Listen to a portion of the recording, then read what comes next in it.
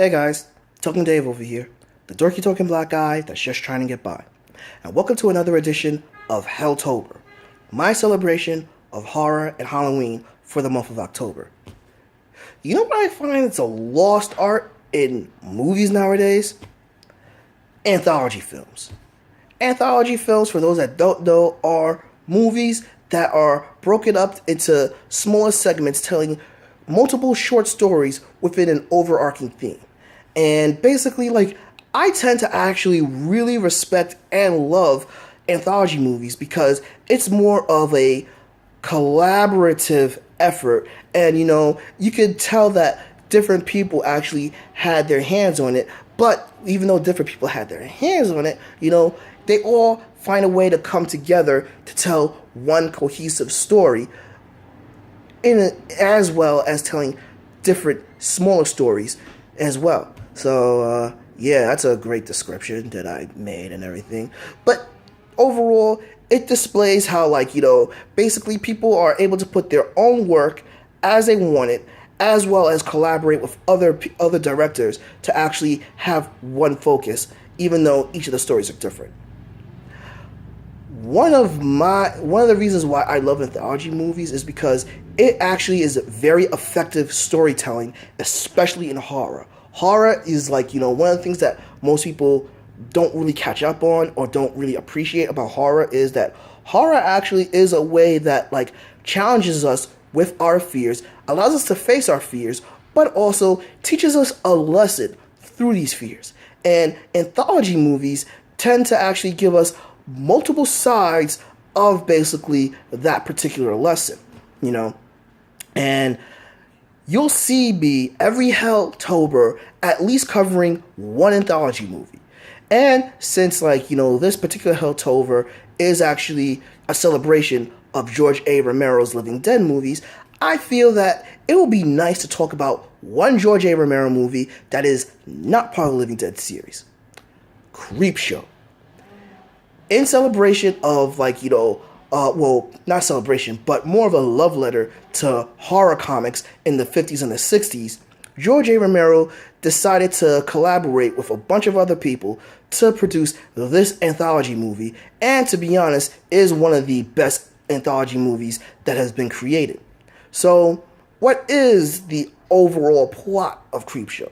Well, Creepshow, in longer terms, in larger scope, follows Billy, a young boy who is a huge comic book fan, particularly a comic book fan of horror, loves reading horror comics, and the horror comics are a way of his escapism from his abusive father, whom in the opening of the movie basically slaps him and chastises Billy for reading what he calls garbage and wanting to straighten him out. Billy himself, having his escapism taken away from him, really, really wishes death upon his father, which is something that he unknowingly might end up getting thanks to the unofficial host of this particular installment of Creepshow, The Creep. Now, Creepshow, like I said, is an anthology movie, so you have multiple stories, and I'm going to try to get through each of these stories as fast as I possibly can. There are 5 stories within Creepshow, starting with Father's Day. Now, the simple plot to Father's Day is that a wealthy patriarch is murdered by his eldest daughter. And basically, if I remember correctly, forgive me guys, but I have not gotten my Blu-ray or DVD back, and my uncle didn't have it in his things, so I'm mostly going off memory from this. But if I remember correctly, it should be either the 11th or 13th. If I am wrong, please correct me on this, okay? However, on that anniversary, that patriarch returns from the dead and is basically not only seeking vengeance for his murder, but also trying to get the correct Father's Day celebration he wanted.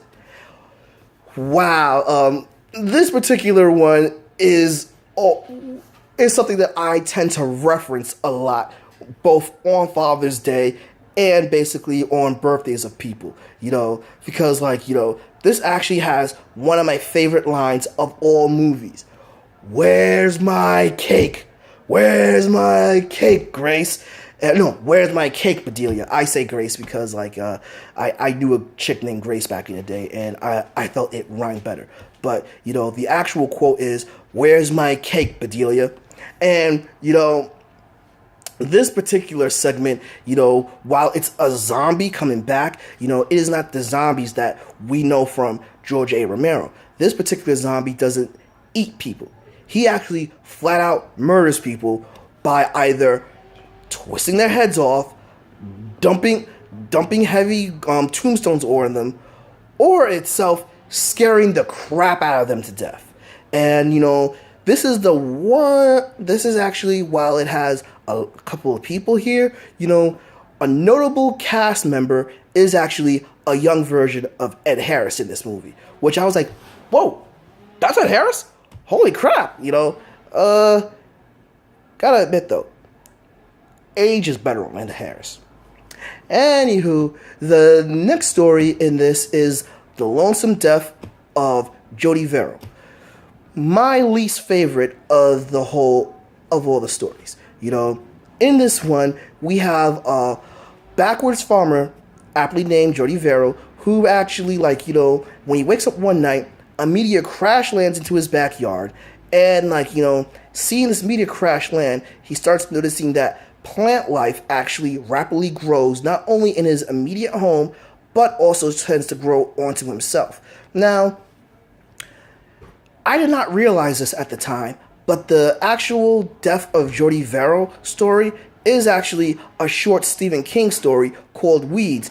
And an interesting treat is that Stephen King actually portrays Jody Verrill in this movie. And it is pretty a welcome performance by him, because if you read Stephen King, you know the Stephen King tropes. Redneck type person and everything, alcoholic, lower class or poor, and all. And it is really nice to see that Stephen King is able to portray his own characters that he's created in his novels in a live performance. Why is this my least favorite? Well, because, it's, while it's a fun watch, it still is really not up to par with the other stories that were portrayed. The Lonesome Death of Jody Verrill is not a bad story at all. It's just pales in comparison to the other ones. But it is a nice love letter to the Blob, which, if you notice the meteorite crashing in this area and the farmer, the first one and the only one in this story to be affected, while the first one to be affected in the Blob, come on, guys, The third story is They Tide You Over, or The Tide Over.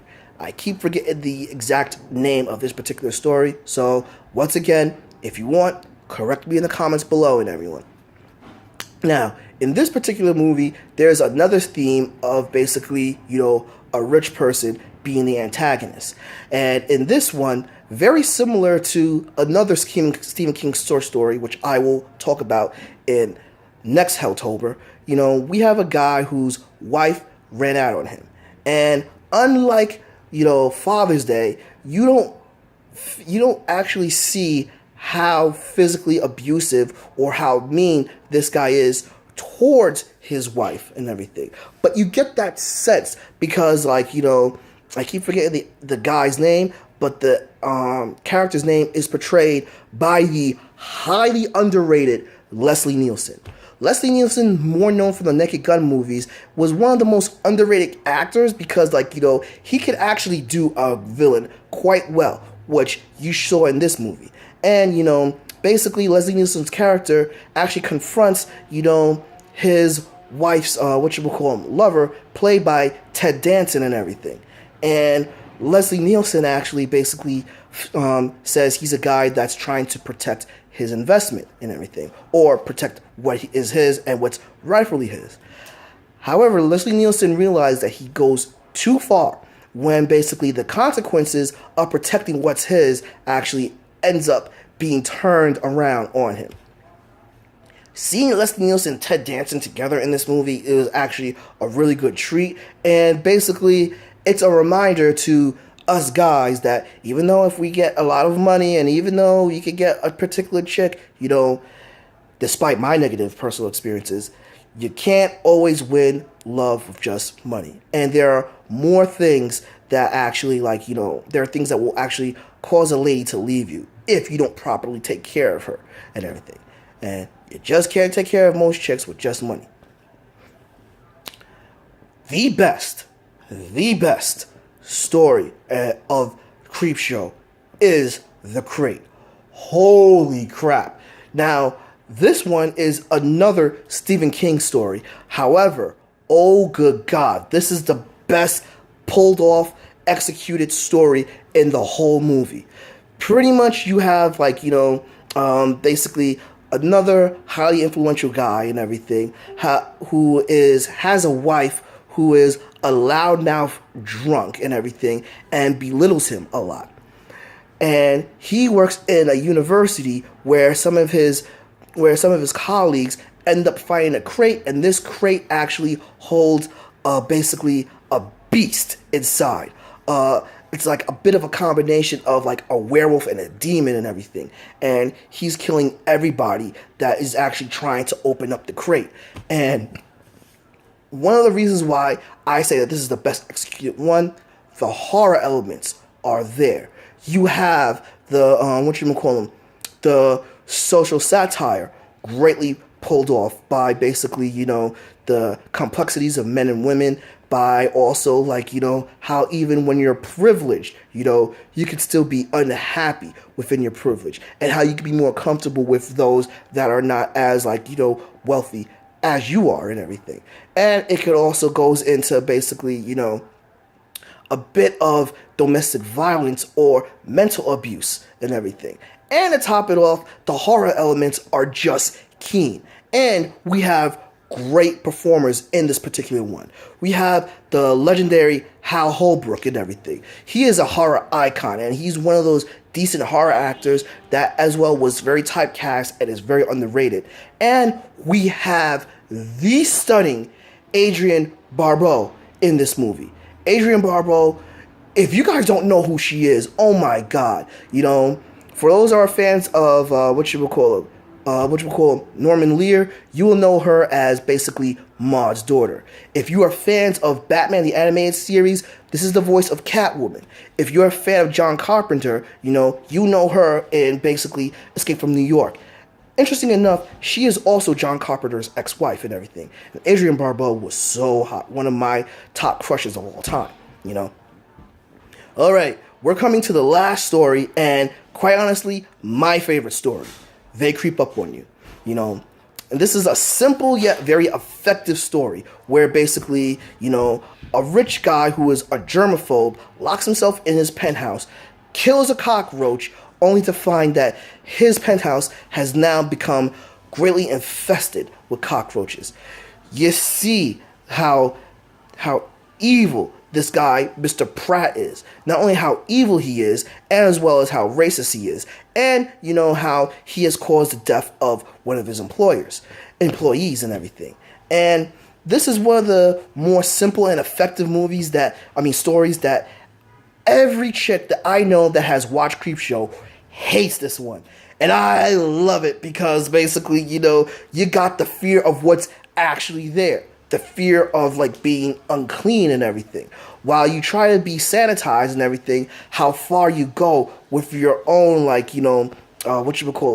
compulsion and everything, how that could be the death of you.